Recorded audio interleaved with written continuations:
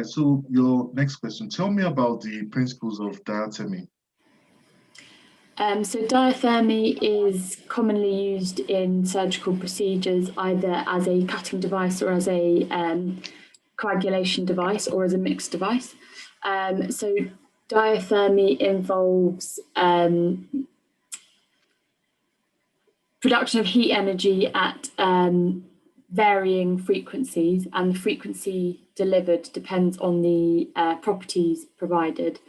So for cutting diathermy, there is very high frequency separated by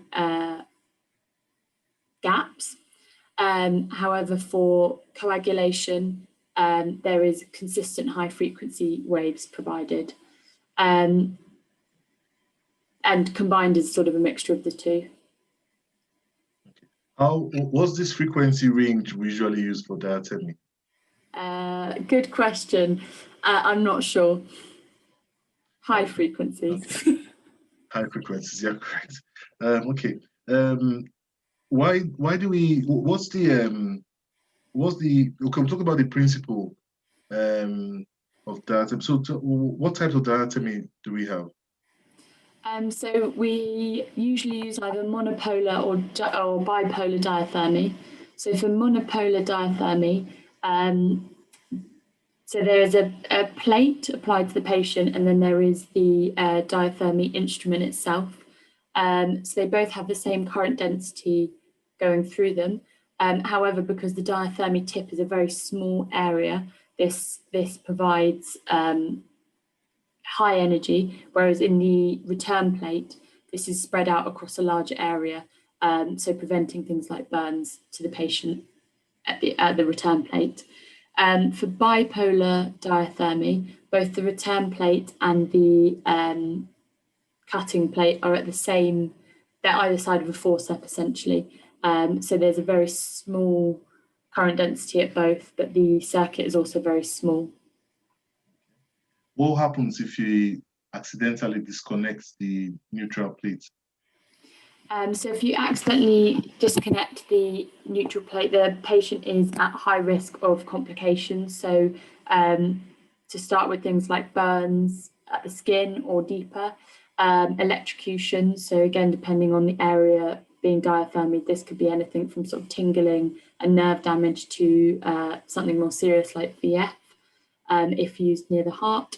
So that is why the return plate must always be fully stuck on with its whole area, and at the end of surgery the diathermy site is always inspected, and this is fed back to the entire theatre team. Okay. What other problems can you have with using diathermy? So diathermy can have lots of problems with so safety issues such as burns and electrocution, which I briefly mentioned earlier, and also can cause interference with lots of monitoring devices. So particularly for patients under anaesthetic, things like ECG, any bispectral index monitoring can all be affected by the use of diathermy. Any other concerns with diathermy? So diathermy can cause issues with devices within the patient. So things like pacemakers and ICDs can mistake the diathermy frequency for the patient's natural frequency. So can either not pace or can cause things like shocks to be delivered. So depending on the model the patient has, this should be discussed with the electrophysiology team pre-operatively, ideally. And often these are either deactivated or set to just a background mode perioperatively.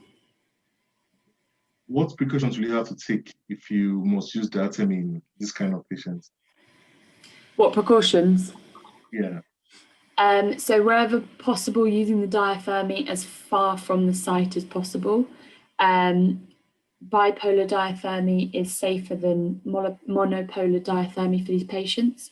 Ensuring that they are fully monitored so that if there are any issues, it's picked up early and can be treated quickly. If there are any issues, ensuring the surgeons know to stop using the diathermy immediately. and gaining advice from the electrophysiology team about the best course of action perioperatively. All right, I'll stop you there.